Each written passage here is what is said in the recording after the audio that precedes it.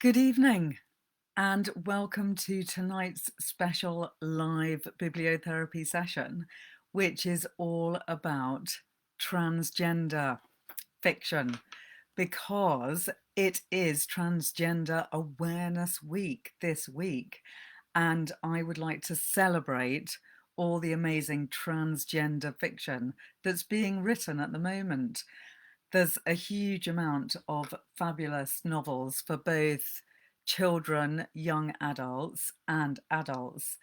And I'd like to start way back before we get into the realms of modern fiction with what might be the first moment of transgender literature, which is in Ovid's Metamorphosis, in which Tiresias, the blind seer, is introduced into the world of mythology.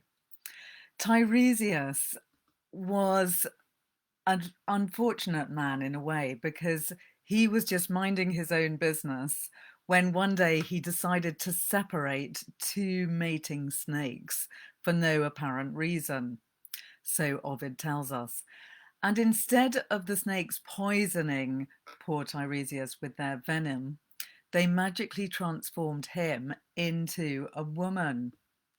Now, Tiresias wasn't too happy with their new transgendered metamorphosis, but lived as a woman for 7 years before figuring out a technique that would either kill her or reverse the operation. And since striking the snakes had done the reverse operation first, she tried it again. It worked. She became a man, but unfortunately, her or his life story came to the attention of the two most powerful and contentious of the Olympians, Juno and her husband Jupiter, also known as Hera and Zeus. Now, Juno decided that she wanted to know whether it was better to be whether the man or the woman has greater sexual pleasure in the sexual act. And she decided that the one person that she could definitely ask, because she'd heard of Tiresias' story, was Tiresias, because Tiresias had been both a man and a woman in his time. And so Juno went and consulted Tiresias and asked who has more fun in bed, essentially. Tiresias had to answer, and he said that the pleasure that the woman derives from sex is the greater pleasure. Juno was outraged, although I'd have thought she might be quite happy to hear that. And in her anger, she made Tiresias go blind. But Jupiter gave her gave Tiresias the gift of prophecy. So Tiresias was henceforth able to see into the future, even if he or she could not see with his and her eyes. So that's one of the first instances of transgender activity in literature.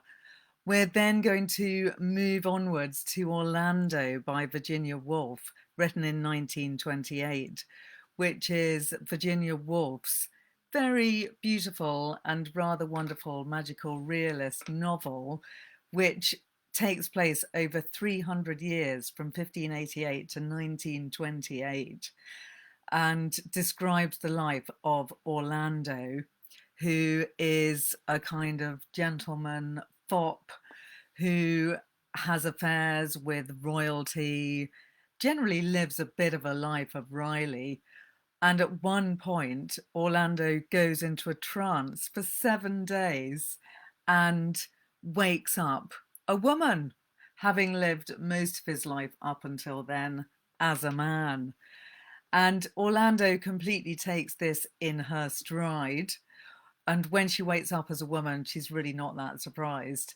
She says, Lord, when she had recovered from her start, stretching herself out at length under her awning. This is a pleasant, lazy way of life, to be sure. But, she thought, giving her legs a kick, these skirts are plaguey things to have about one's heels. Yet the stuff, flowered paduasoy, is the loveliest in the world. Never have I seen my own skin. Here she laid her hand upon her knee. Look to such advantage as now. Could I, however, leap overboard and swim in clothes like these? No. Therefore, I should have to trust to the protection of a blue jacket. Do I object to that? Now do I? She wondered, here encountering the first knot in the smooth skin of her argument. The comforts of ignorance seemed utterly denied to her. She was a feather blown on the gale.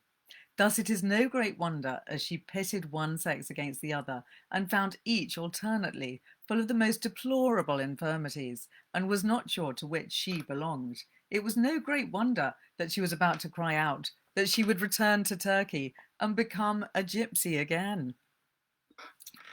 So Orlando experiences being both man and woman, and Virginia Woolf was one of the people who questioned whether it was better to be one or the other of the sexes throughout her whole life. And in all her books, she made such questions.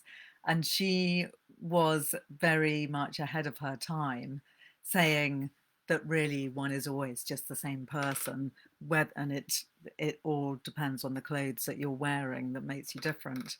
So Virginia Woolf was really quite an active and interesting person, thinking about whether we are very different when we are a different sex.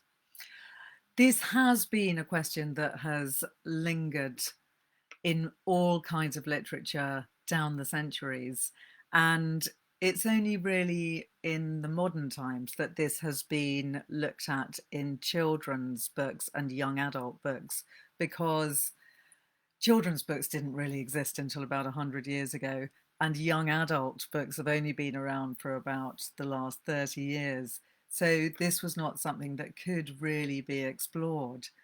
And I will be moving on to look at some of those kids and young adult books. But first, I would like to look at a very modern novel, which was written in 2020, called How Much of These Hills is Gold, by C. Pam Zhang. It was longlisted for the Booker Prize, and C. Pam Zhang is of Chinese American origin. The story that she writes in How Much of These Hills is Gold, which unfortunately I don't have a physical copy of to show you. It is a really beautiful book. It's black and white, and it has two horses. This is in the English version anyway, who are kind of dancing against each other. And that does give you a clue as the kind of book it is. It's a Western, and it's set during the time of the gold rush, when Chinese immigrants to the United States were coming over to get involved with helping to dig and prospect for gold. It's actually quite a brutal and grim book in many ways. It tells the story of two siblings, Lucy and Sam, who are both girls, but Sam realizes very soon after his mother dies that he is a girl, and he's born a boy, and he is in fact, he's born a girl. I know I'm going to get confused as I go through tonight. He's born a girl, so they're two sisters, and he actually is a boy. So what I love about this book, and the reason I wanted to talk about it tonight, is that the way that the transgender experience is described, set in this pioneering time of the gold rush, is one which is very much described as if it's something perfectly to be expected, and the fact that he's born a girl but actually is a boy is simply the way it is. And the father who is very much a man's man and is very much expecting his children to follow in his footsteps, spends a lot of his time playing with his children. And one of the games that he plays with his children, who are infused with his Chinese characteristics, is when he's calling for his daughter, Sam, saying, "Where's my girl?" I'll just read you this bit. "Where's my girl?" Bar said, looking round the shack at the end of the day. Sam hid quiet as Bar searched, playing a game that was theirs alone. Finally, Bar roared, "Where's my boy?" He's just been saying, "Where's my girl? Where's my girl?" Then he says, "Where's my boy?" Sam leapt up. "Here I am." Bar tickled Sam till tears sprang to Sam's eyes. Apart from that, Sam quit crying. So Sam realizes that he is a boy shortly after his mother dies in childbirth from the brother that they might have had. And Sam is referred to throughout the book as Sam. He's never given a pronoun. He's always simply called Sam. And that's a very clever way that the author doesn't need to call Sam him or her. It's a really interesting book which takes these two kids through the vicissitudes of the gold rush in America, when through a lot of the book, the two kids are actually carrying their father's body because they want to find a decent place to bury it, and they're carrying his body on their backs while the body decomposes. They also know that they have to put coins on his eyes, but it becomes apparent later in the novel that Sam stole the coins from his father's eyes, which could mean that his father is destined not to rest in his afterlife.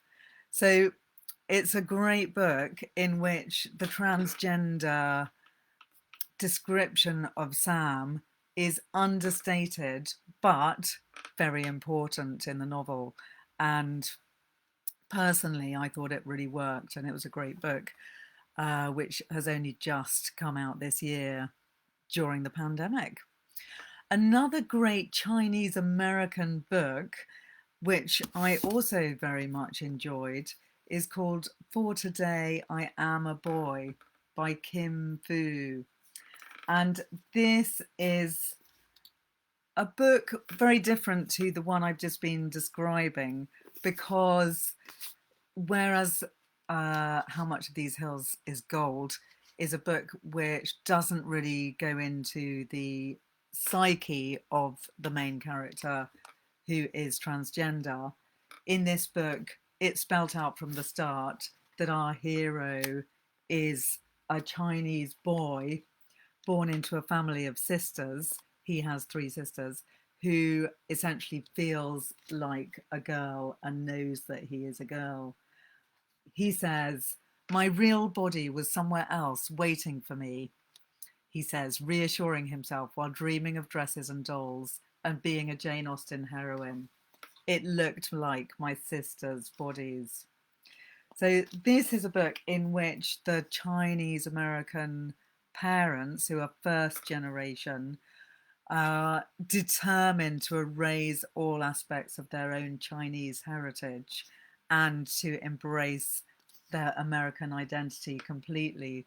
So the boy at the heart of the novel, who knows that he's a girl, takes a long time before he is able to accept his feminine identity. And this is a book in which we see his struggles as he becomes a girl, whereas How Much of These Hills is Gold is one in which the struggles are far less deeply expressed, even though they are very deeply felt.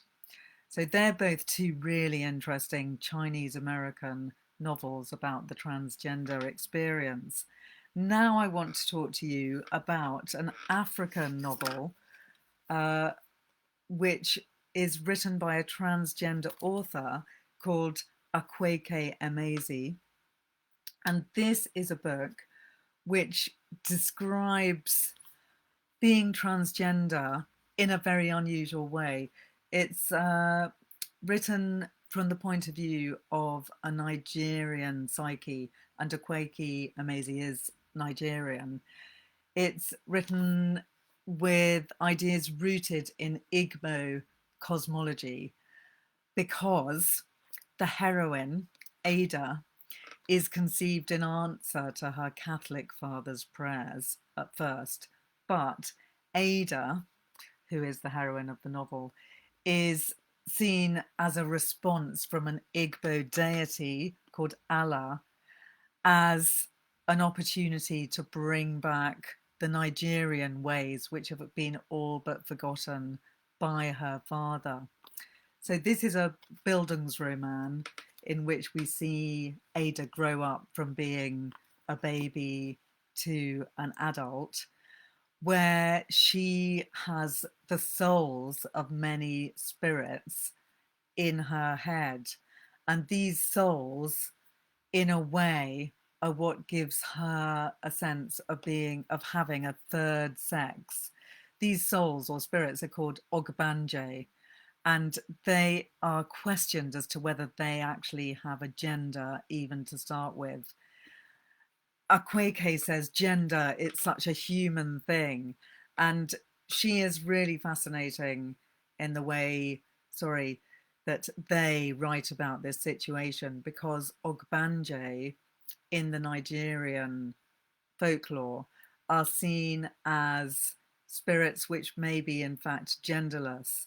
And Emezi writes about this in a really fascinating essay, which is great to read as an accompaniment to this fascinating novel, Freshwater, which is told in the voices of these spirits, the Ogbanje, which make it a very spiritual, chaotic, at times confusing read, but it's one which is quite a roller coaster ride, and it takes you through self-harm, suicidal thoughts, surgery, and many issues connected with being transgender in a completely non-Western fashion, which is really fascinating.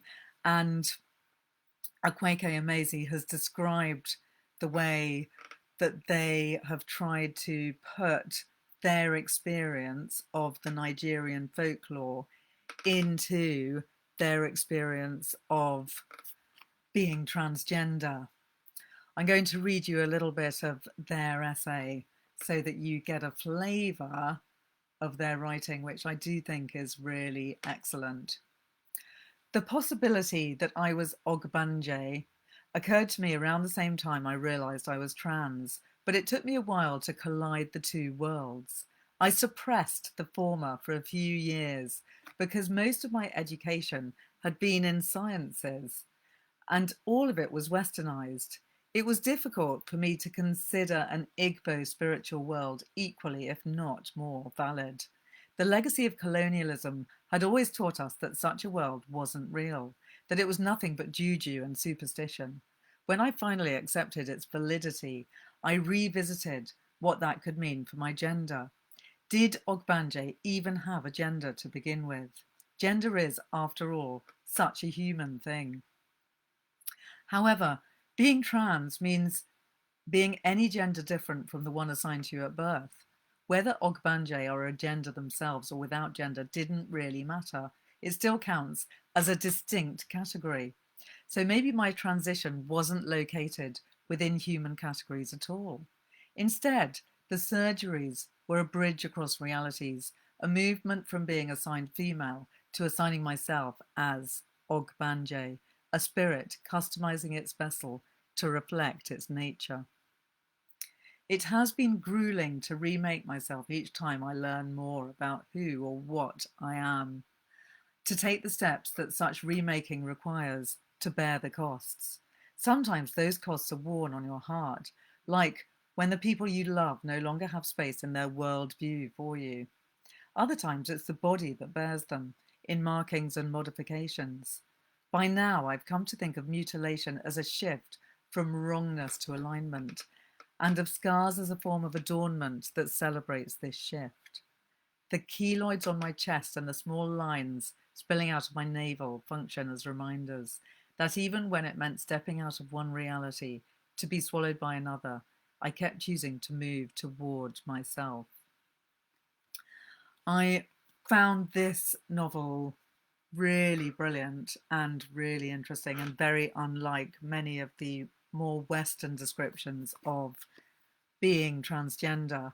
And Emezi also writes brilliantly in many journalistic articles about being transgender, and I'd very much recommend reading them. Another idea that explores the idea of more than one soul inhabiting the body, like Emezi does in this novel, is Patrick Gale's book, A Place Called Winter, in which there is a character who is one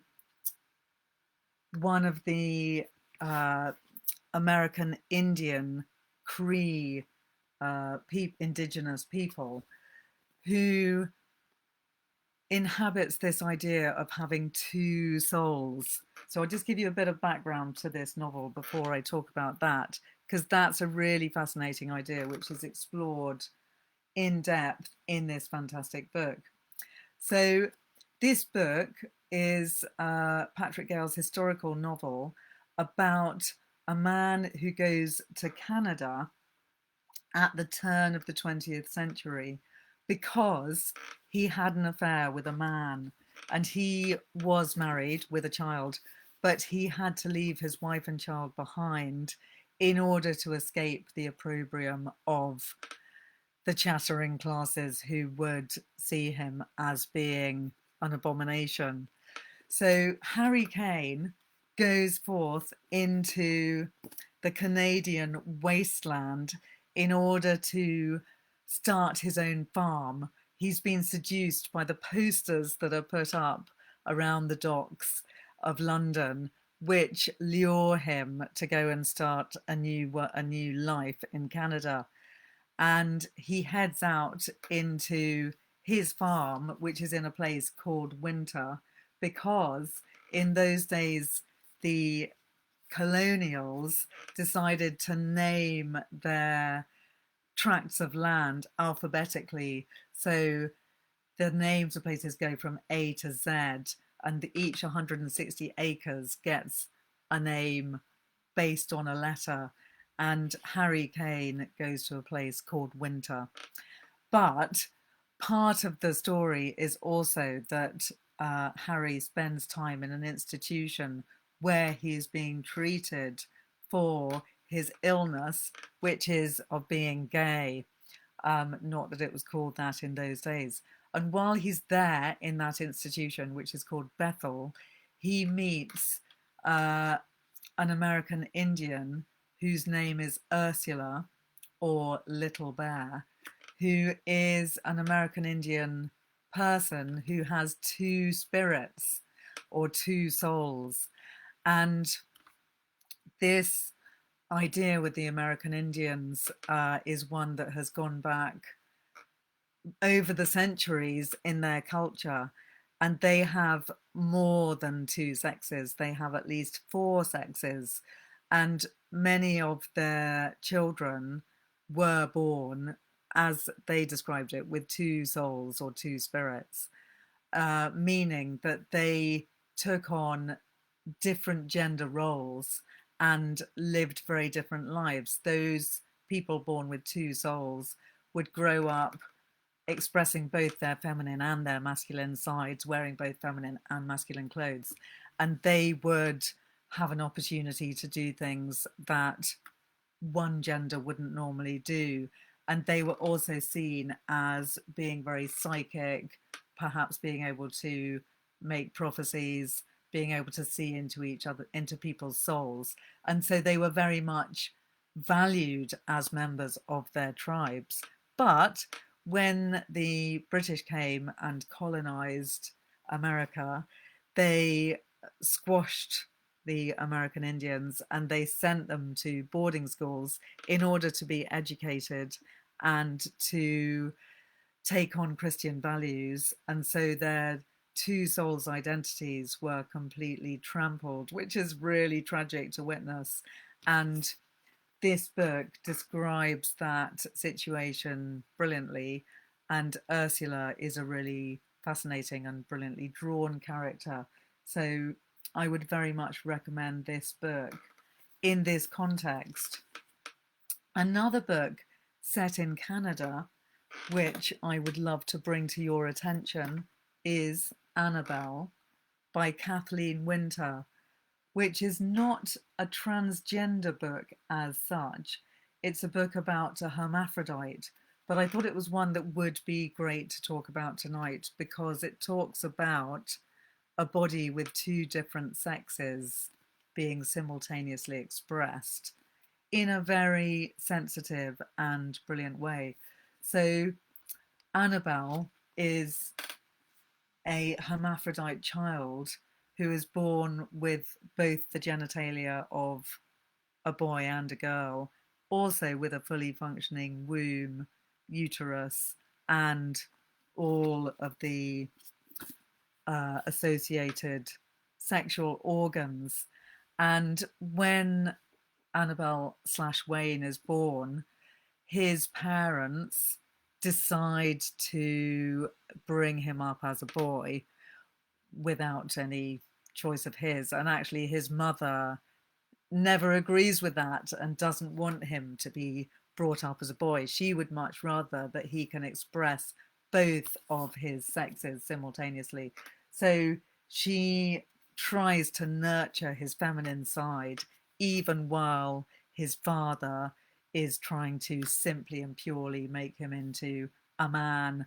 And they grow up in a place called Labrador in Canada, which is very wild and woolly and all about hunting.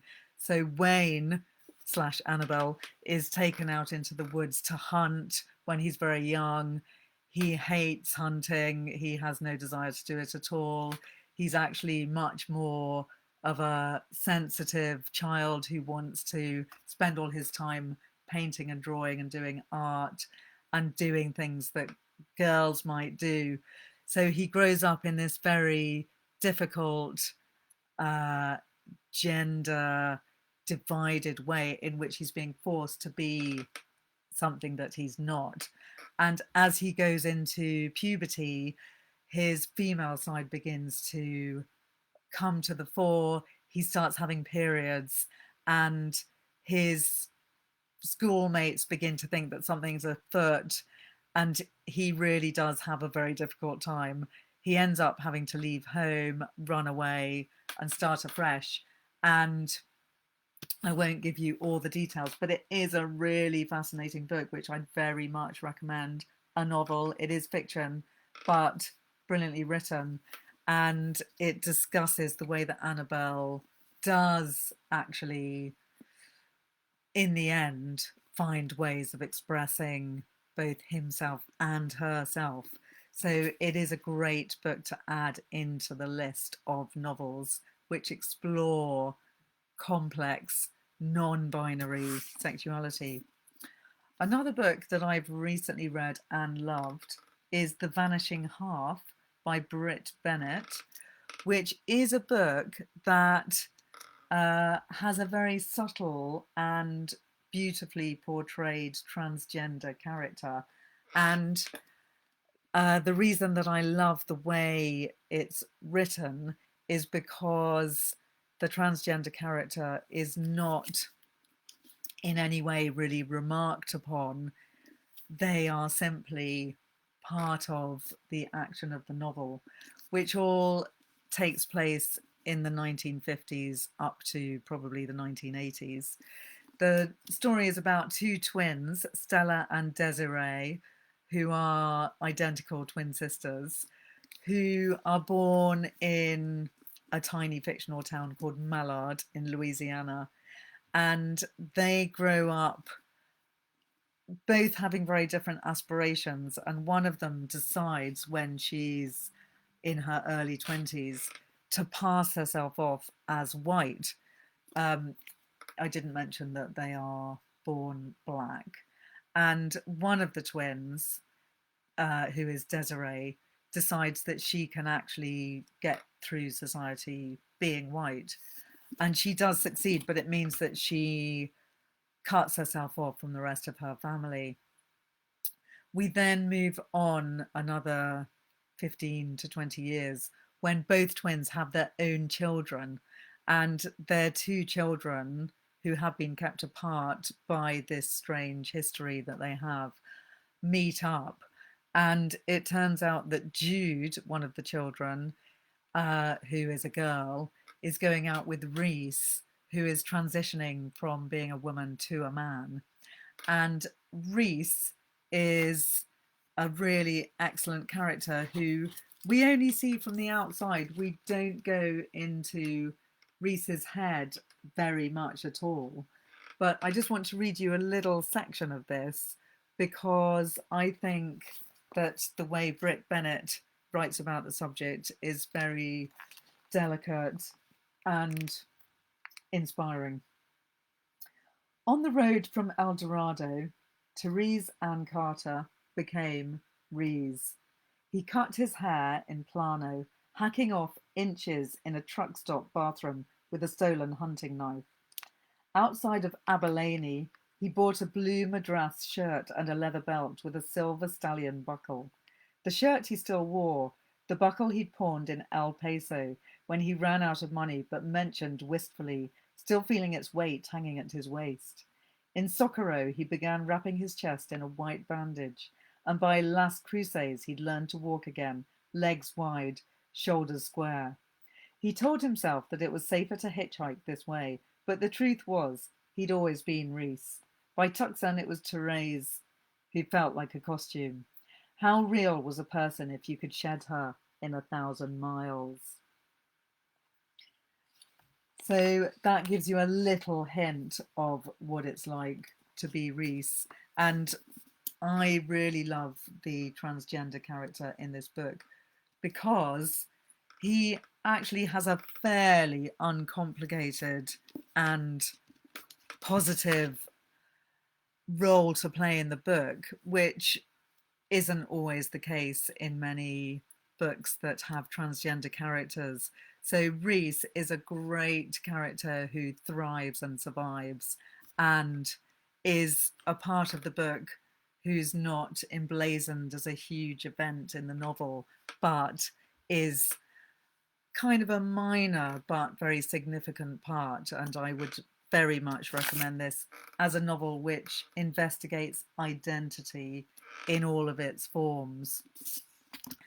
Another book recently published which has a really interesting transgender character is Jeanette Winterson's Frankenstein, which, again, I don't have a physical copy to show you because I listened to it as an audiobook, but it's got a really great cover. It's a very kind of funky and attractive cover in black and white and red. And Frankenstein is Jeanette Winterson's contemporary Gothic retelling of the novel Frankenstein by Mary Shelley. It's got two plot lines. One is set in the 19th century and another in the present day. And in the 19th century section of the novel, Mary Shelley narrates the writing and publishing of Frankenstein and the events that surrounds it. So that's really interesting in itself. It's a great way to revisit the Frankenstein story. But in this novel, being typical Jeanette Winterson, we go off into some slightly exciting, interesting offshoots of what really happened with Mary Shelley. So in this version, after Frankenstein is published, people attribute it to Percy Shelley, unable to believe that a young woman wrote the novel. Then when Mary Shelley gets a letter from the head of the Bedlam Insane Asylum about a man claiming to be her character, Victor Frankenstein, she travels to the asylum and meets the man. So this didn't really happen to Mary Shelley, as far as I know. So then Dr. Wakefield, the head of Bedlam Asylum, tells the story of how Arctic explorer Captain Walton found Frankenstein out on the ice, searching for his creation, and brought the crazed man to Bedlam. She then meets Frankenstein, her creation, who begs her to unmake him, but she can't. And he then disappears and comes back, following and seemingly chasing poor Mary Shelley. Then we also have the present day story in which a young transgender doctor called Rye Shelley falls in love with Victor Stein in the present day. And Victor Stein, is a charismatic proponent of artificial intelligence. Stein actually wants to be liberated from the human body, and Victor Stein, continually marvels over Rye's comfortableness in their own body. So it's actually a very positive depiction of Rye, the transgender character who is narrating the book. And Rye meets several people who are connected to Stein, including sex bot king Ron Lord, who is a really hilarious character who makes sex bots for a living very successfully. And this is a massive satire of American society today. It is absolutely hilarious. And I found it a rip-roaring, rollicking read. And in this novel, Rye, the transgender character, is a big and important part, and one who we really get to know and feel very much sympathy with. So that's a fantastic book by Jeanette Winterson. I've got a few more books that I want to bring in, and I'm just thinking about how much time we've got. Juno Dawson is a fantastic writer who I'm sure many of you may be familiar with, who has written many books for both young adults, children, and adults. And she wrote recently, in 2018, a book which is non-fiction called The Gender Games: The Problem with Men and Women, from someone who has been both. So Juno Dawson was born as James Dawson, and he grew up in Bradford, where it was pretty damn difficult being anything other than a heterosexual male. And James Dawson came out as gay fairly young, but realized later that this was a misdiagnosis by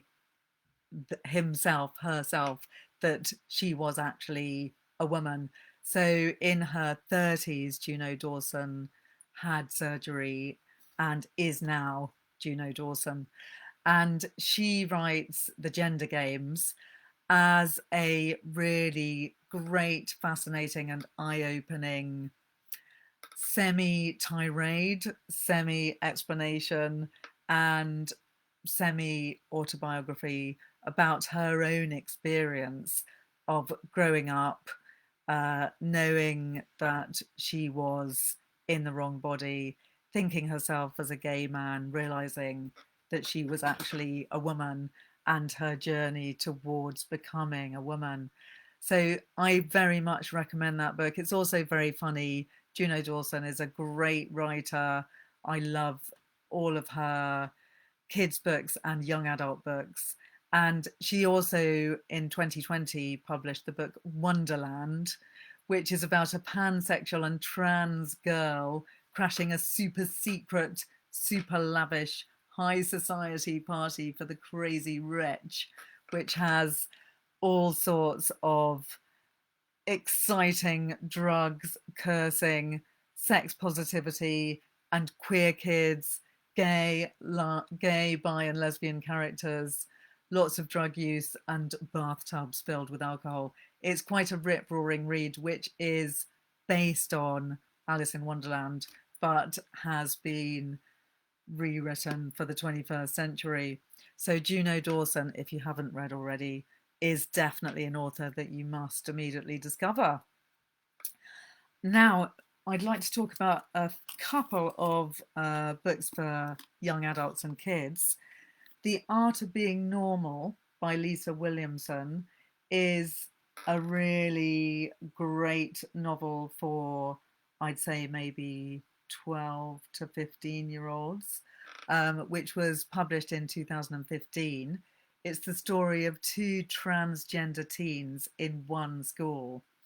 And it's described at first, it's very much through the eyes of David Piper, who has always known that he should be and is a girl. And he has a terrible time at school. It's shown through his eyes, and when he first arrives at the very big, rough Eden Park school, he is immediately bullied and has an awful time. But he makes great friends with a tough boy called Leo Denton, who stands up for him in the playground when he's being bullied for his effeminate ways. We eventually come to learn that Leo himself is also transgender. So David Piper wants to transition into a girl, and he begins to identify himself as Kate. And she realizes that Leo, her friend, is also transgender, and Leo used to be called Megan, and this is completely unknown to the school, but it all comes out because Leo falls in love with a girl called Alicia, and she takes it as far as it can go until he is forced to confess that he used to be a girl, and she can't cope.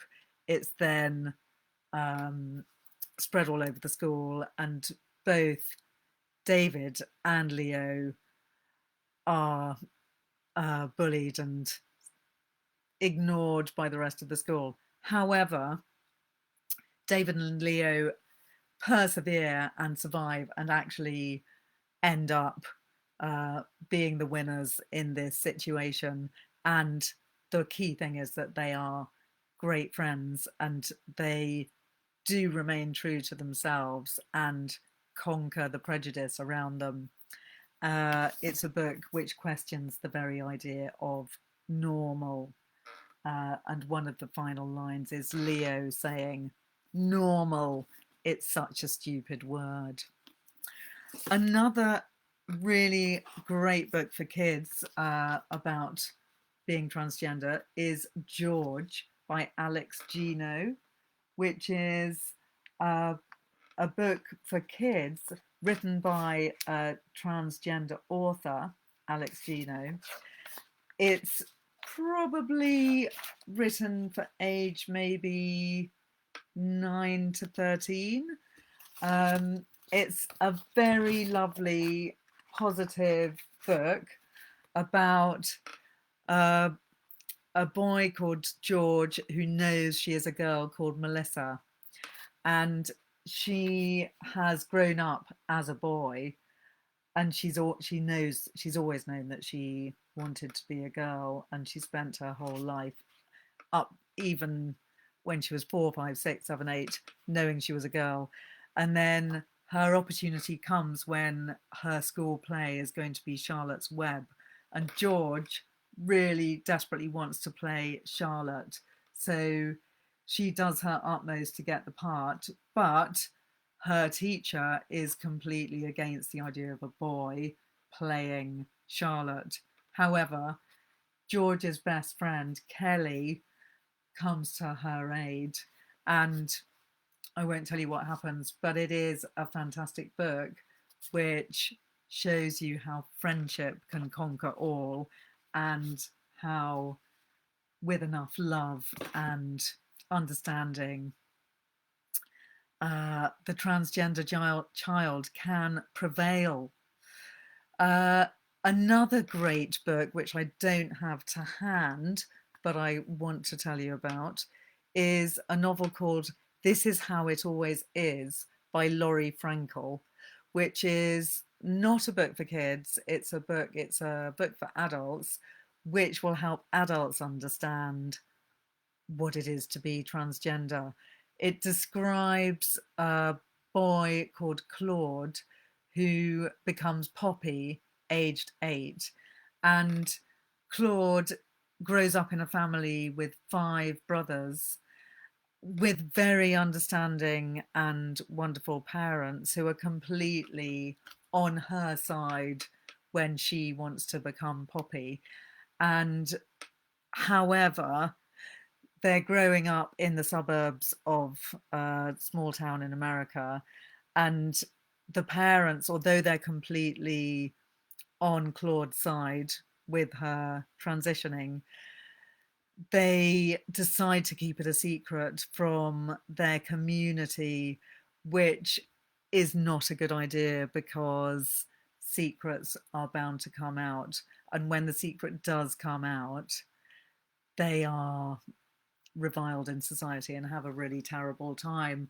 But this is a book called This Is How It Always Is, which really tells the story from the perspective of the parents and very much takes you into their psyche as they witness the pain of what their daughter is going through as she transitions and as she questions her identity.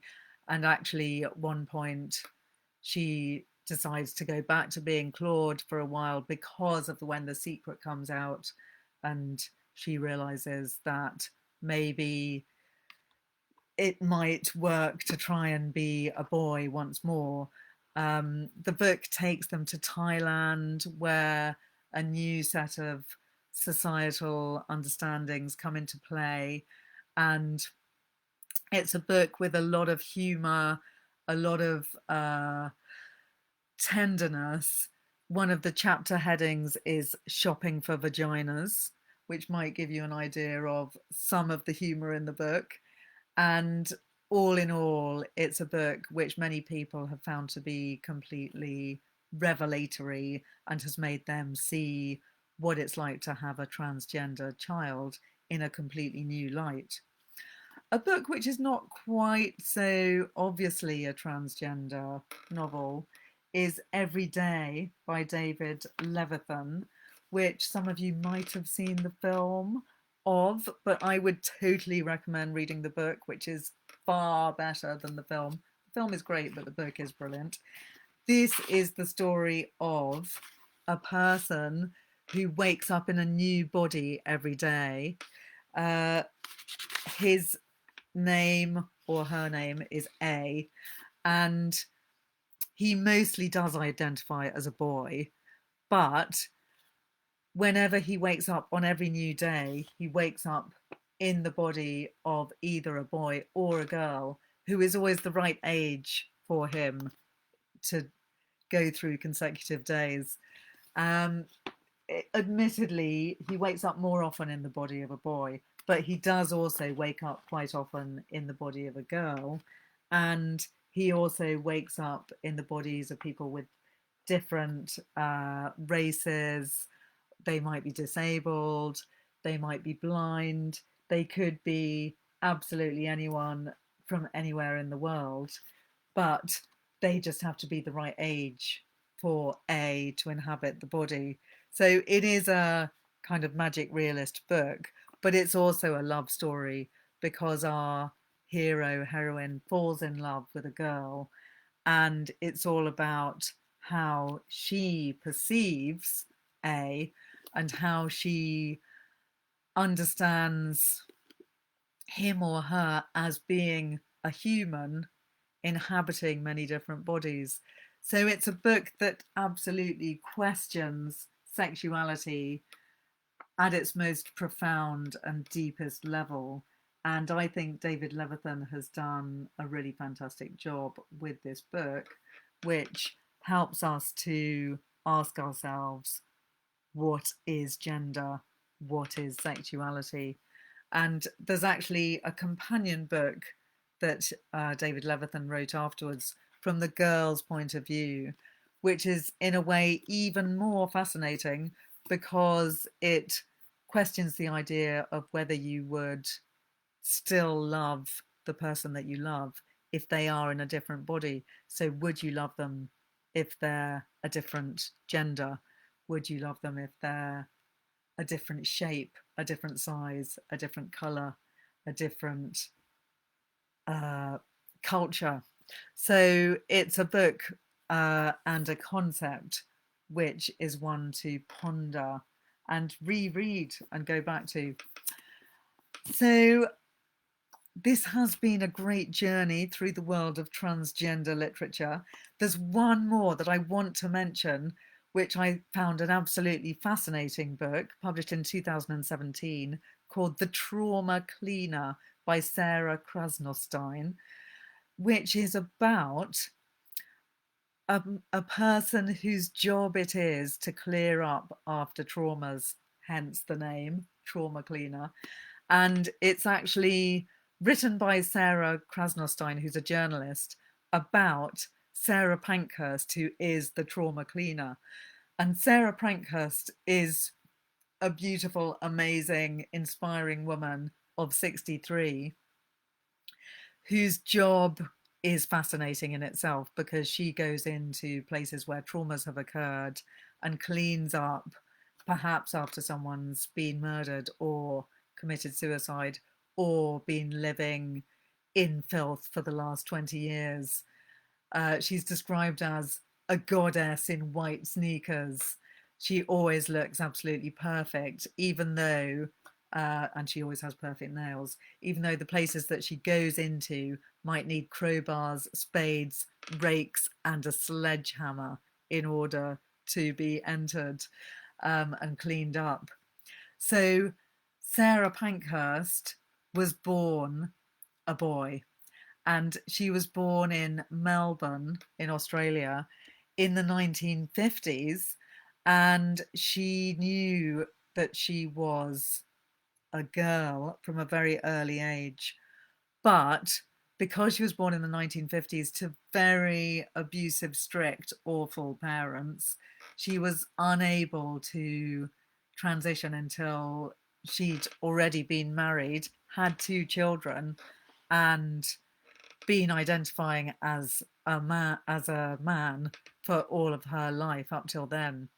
So she's incredibly inspiring, Sarah Pankhurst, because you know that she's living in these really difficult circumstances in Melbourne in the 1950s, 60s, 70s, where all she would encounter would be absolute prejudice. But she manages, against all odds, to make the transformation into being a woman. It takes a long time. She has to work as a prostitute for many years while she's having surgery, and we see her going through many extreme hardships. But it's a completely compelling, fascinating, and positive, inspiring book, because Sarah Pankhurst prevails and she rises above her circumstances, and she manages to be incredibly positive even when she's clearly having quite a hideous time and there's all sorts of trauma going on around her. So that's a really interesting story, The Trauma Cleaner. And Sarah Krasnostein was drawn to write the book because she met Sarah Pankhurst when she was reporting about her work, because being a trauma cleaner in itself is a fascinating concept, let alone the deeper and even more fascinating concept that she was born a boy and she managed to transition in this extremely patriarchal society that she lived in. So I hope that I've mentioned all the amazing books that I have been thinking about, because there's all sorts of really excellent novels which I would love to know if you have read, and if you have any other recommendations which are relating to transgender fiction, do send me a message, let me know. Send me an email to ella@ellabertu.com. Let me know your thoughts. and join me next week for another bibliotherapy live session on Facebook and Instagram. Good night.